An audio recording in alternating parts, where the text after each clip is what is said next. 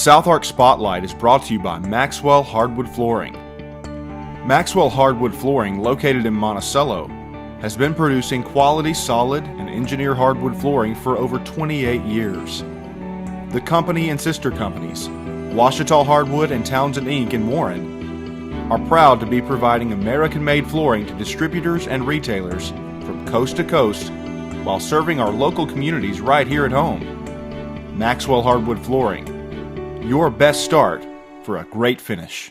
Well, it's my pleasure to welcome Mr. Steve Henson, the CEO of Bradley County Medical Center, with us today on our show. Steve, glad to have you with us. Thank you for inviting me, Greg. Glad to be here. Glad to have you here to talk about what I consider one of the important issues or subjects, maybe is a better way to say it, in southeast Arkansas and Warren and Bradley County specifically, and that's medical care. Very good. And specifically our hospital, Bradley County Medical Center. You're kind of the head guy. You run the hospital. I'm responsible for the hospital. Yes, I report directly to the board of directors. And I wanted to kind of start out by explaining part of the purpose of this segment that we do each month is to try to educate our citizens, the people of all of southeast Arkansas, but certainly locally Warren and Bradley County, on actually how some of these things work. And I want to talk first of all about how our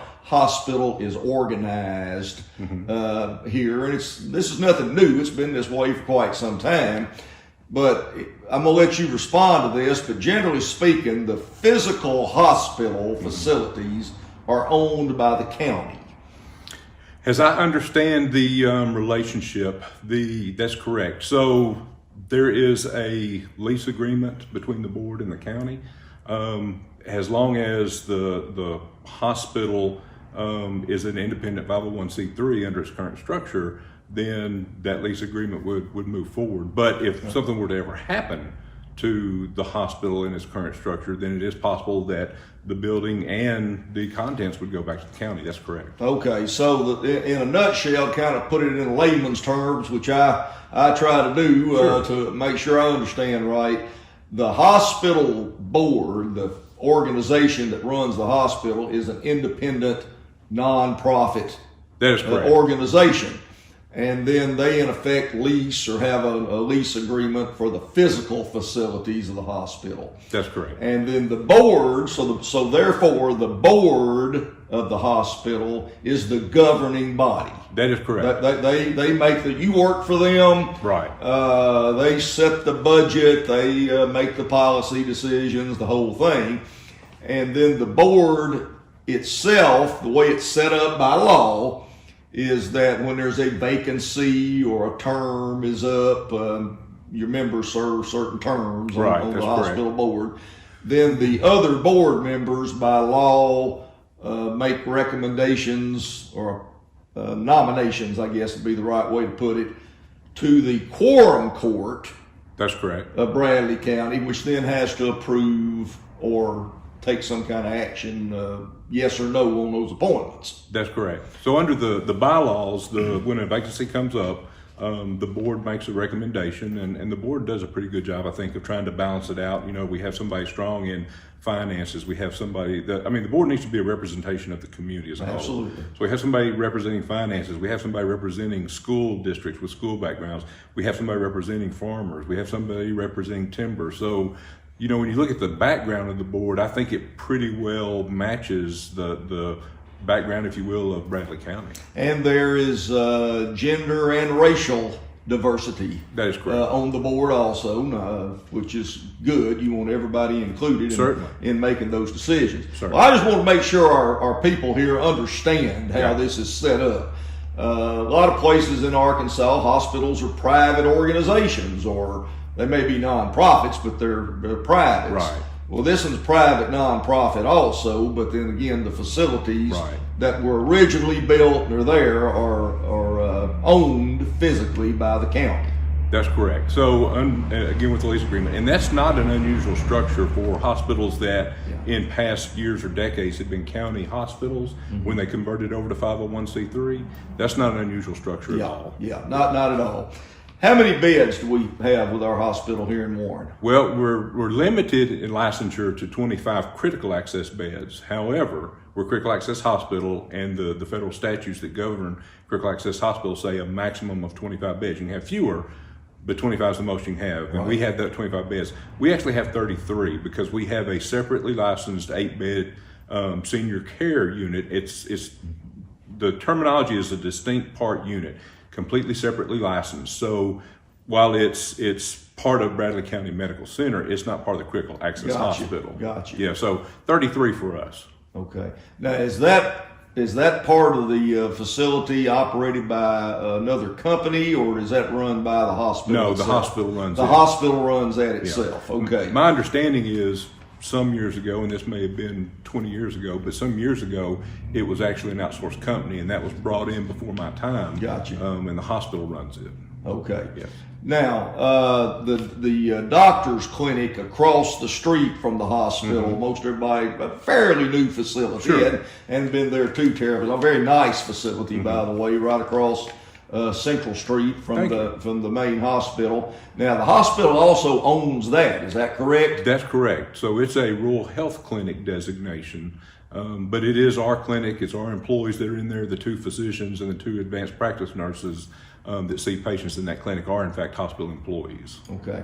I think it's important for our people, again, to understand a lot of changes have occurred in the last 20 years or so, or maybe less. That's probably an understatement. That's why you're laughing. It's an understatement because, you know, when I grew up here, all of our doctors were just independent practitioners. Sure. They had their own office. They had their own staff. They didn't work for the hospital. Right. I mean, they served the hospital and put patients in there and treated them, but now you don't see too much of that anymore like that. No, in fact, you almost never see that. Yeah. Does it still exist in some places? Sure, but that's the exception to the rule these days. Most places you go, no matter how small or how big, have a similar situation or a similar setup to what we have here. Yeah. Well, that's just for people's information again. Sure. That, like everything else, the business has changed. It has changed considerably, and you know, and part of what drove that is if you go back 30 years ago when a primary care physician could also come see you in the middle of the day if you happen to be an ER patient or come deliver a baby at 10 o'clock at night, and then they were still seeing many patients a day in their clinic. What has changed is electronic health records. So, and I'll give you an example. I'm not going to mention any doctor by name, but this is from a conversation with a local doctor. You know, Steve, I could see 3-4 times as many patients a day because my charting was done by hand and it was only a couple of notes.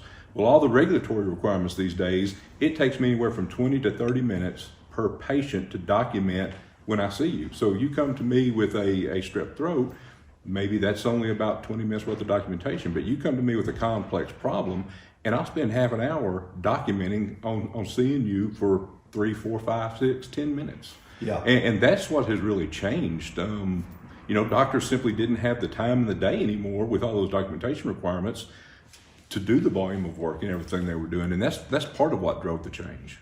And I guess that's good and bad. I mean, I Sure. can see both sides of Sure. the reason for that. But I guess the point I'm trying to make to our listeners out there is whether we like it all or not, the world's changed on some of these Indeed things. it has. We have to adapt to that to deal with it. That's right. Absolutely. Okay. About how many employees does Bradley County Medical Center actually have on your payroll? So there's several different answers to this question. So from a full-time perspective, I believe that number is 158 full-time. There's an additional about 78 what we call PRN staff. Now, PRN person is you work only as needed, and some of our PRN staff only work once every couple of months because they may work full-time somewhere else. Some PRN staff may work 2 or 3 times a week. So you've got those 2 numbers of full-time and PRN for a total.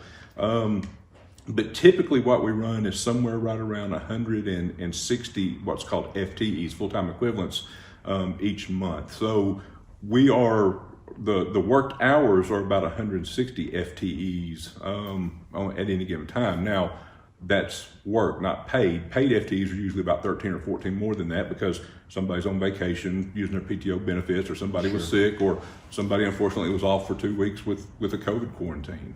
That's been a big part of the last 18 months.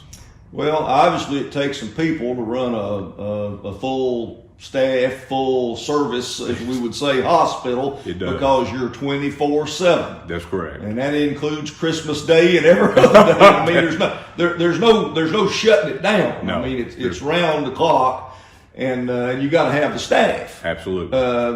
Really, whether you got very many patients or not at any given time, you got to have the staff there That's to correct. deal with it. Yeah. Let's talk quickly emergency room. Big business in this country, emergency rooms. And of course, Bradley County's fortunate to have an emergency room. Again, just a little perspective here for a lot of people I think will relate to this. When I was little, I could go to Dr. George French Wynn. Most folks will remember that name. Was a practicing physician here. Mama would carry me to see him for a sore throat or for this, that, or the other. And he might leave 3 or 4 times during the day while we sat there to go to the emergency room. Absolutely. Because he got called there for something. Absolutely. Well, now we have full-time physicians in the emergency room. That's correct.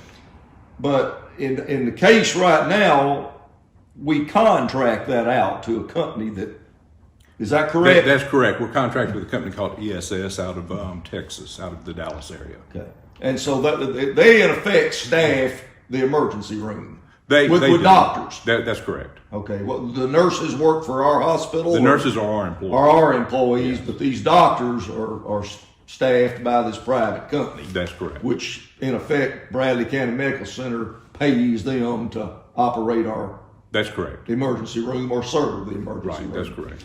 And again, that's a very common thing that you would find in hospitals of virtually any size. In fact, ESS, as I understand it, ESS provides the ER doctors for the Fordyce Hospital, the Ashley County Hospital. I believe they're over at Drew as well. I mean, ESS is in a lot of areas in this part of It's the a state. specialty service to a certain degree. It is a specialty service. But it's also an important one because that emergency room is vital. Indeed. Again, 24/7 to be able to accept people under emergency conditions. Absolutely. Absolutely. Okay. Well, we're very blessed to have the hospital, and I seldom hear anybody say anything other than I'm very happy we have Bradley County Medical Center and an emergency room, because when you lose that kind of care from a community, you lose a lot of your quality of life. Absolutely. And I've heard you talk about this a lot, especially in hospital board meetings, but hospitals have kind of dropped like stones, or I'm going to say flies, around the country. Many of them just haven't been able to financially survive. That's correct. I mean, and especially rural hospitals. When you look at the number of rural hospitals just since 2010 that have closed in this country, it's astronomical. And we're talking about not quite 200 yet, but we're talking about a large number. When you look at the number of rural hospitals in this country that are identified as being in jeopardy or in potential position to face closure, that number is another 600 in the nation. And as you have population changes, as you have regulatory changes, if you have insurance changes, if you have employment and unemployment changes, all these factors and many, many more play into this dynamic. But the reality of it is it's very difficult right now in this nation to operate a rural hospital. It's very difficult, and that's on a good day. I understand. Yeah. Well, I've learned a lot about this, again, just attending your board meetings and listening. And I do want to say this just for the record. I think you've got a board that's very, I want to say, dedicated and interested. Absolutely. In making sure that things are done right. Now, I know they deal with a lot of issues, as you have to deal with from time to time. Yeah. Because it's just a tough business, but it's also an essential one for our community. Absolutely it is. This is the 4th board I've worked with over the years in hospital settings, and this is by far the best board I have worked with. I mean, the people that are on the board are very vested in the community, are very vested in the quality of the services that we can provide as an organization, and they're doing it for free. They don't receive any compensation whatsoever for what they're doing. but great, just really great guys and girls, so to speak, on our board of directors. Well, as you mentioned earlier, you got a diversity and different vocation-wise, Yes. different backgrounds of people on the board. I think you've got at least a couple of CPAs or accountants, because I know some of these folks very well and have known Yeah. a lot of them over the years. And I mean, I can tell the public they get down in the weeds with you in the meetings. They'll ask a lot of questions. Kenneth and Lathan particularly understand a lot of the nuances of the numbers. You're absolutely right. Well, that's Kenneth McDougal and Lathan Hurston for folks that know those guys, Yeah. and I've known them both for about all my life, Yeah. and they're. And your other members as well, but I mean they Sure. they particularly are numbers people, and they can really get into the Absolutely. to the numbers, and they don't mind asking questions about or making comments Yeah. about what needs to be done. So as all of them have done so far, all your members. Absolutely. And it's not that the other board members are not valuable, but Kenneth Sure. and Lathan bring a level of understanding to the board that is really beneficial for us as the administration bet. in helping operate the hospital. Well, very important. Let me ask you something else. We don't have a lot of time left here, but I know finding qualified staff, trained staff, nurses particularly. Yes. And I see this on TV almost every night. Somebody's talking about this is not just a Warren, Arkansas issue or a Bradley County Medical Center issue. There's a shortage of medical staff Yes. all over this country. That's correct. So nurses in particular, and here I'm talking about registered nurses primarily, but it's really all nurses, LPNs too. The nursing shortage started in this nation years ago, more than a decade ago. But what has happened is COVID in these last 17, 18 months has really thrown gas on a fire that was already burning. And so you've already had a pool of potential nurses to be employed or to staff your hospitals that was not enough to cover the gaps already in the nation. And now you've got 17, 18 months of COVID that's driving burnout for the existing staff. I mean, it's brutal out there. And when you go out, Greg, and I know you can find this on the news, you go out there and you find hospitals some hospitals have had to shut down soon because they can't find enough staff. Some hospitals have had to shut off the departments because they don't have enough staff. A hospital of a gentleman I know in another state has an OB service. They're a small little hospital like us. They're delivering babies now Tuesday, Wednesday, and Thursday because they have enough OB nurses to staff 3 days and 3 nights. And those are the 3 days and nights that they chose. So if you're winding up going into labor on a Friday, Saturday, Sunday, Monday, you're going to another town because they simply can't find the staff. So it's not so much a lack of facilities as it is staff. That is correct. I mean, you can have all facilities in the world, but if you don't have the That is correct. licensed and proper staff, you can't provide the services. That is correct. And that's what we're dealing with in a lot of places. And that's what everybody's dealing with. I mean, this isn't a Warren, Arkansas thing. This isn't a Little Rock thing. This is a Dallas thing. This is a Chicago thing. This is an Atlanta thing. It's literally coast to coast. Well, as my final comment, so to speak here, I saw a lady as a nurse the other night on TV from one of the hospitals, I think, in Little Rock. But she was talking about the need for travel nurses, and I know y'all have used travel nurses here. That's private companies, again, that provide you nurses to fill in gaps when you need it. Right. And she was talking about she appreciated those travel nurses, but she also said it was a concern. They make more money sometimes than the folks that work the regular shifts do. And so money becomes a factor in this thing too. That's my point. Sure, you're right about that. And when you look at a travel nurse, so if you look at what it costs to bring a travel nurse in the organization, it is quite a bit more than if you're employing a nurse. However, when you look at what percentage of that money the actual nurse is getting versus what some of our staff are getting, our staff working overtime are making about what those nurses are making. But when you look at and to be quite frank, many of our staff working overtime are making more than those travel nurses are making. But when you look at the total bill, because of the percentage of it that's paid to the travel entity, you have to pay the company for furnishing the nurses. You got to pay all their overhead. Yeah. That's where it really gets expensive. So, we would prefer to have just our own full-time staff, but they're not here. There's not, to my knowledge, there's not a hospital in Arkansas right now that wouldn't hire a dozen RNs if a dozen RNs came to their hospital today. Very good. You know. Well, I think we're out of time. We could talk all day, Steve. Certainly. And I appreciate you taking time to visit with us. Our Bradley County Medical Center is important to this community, and we appreciate your work and the board's work and all the staff. Yes, sir. As well as our doctors, Yes, sir. which are very important to our hospital. So just keep us informed, and let's keep the doors open, keep it working. We're doing it, Greg. Thanks, sir. Thank you. Uh-huh.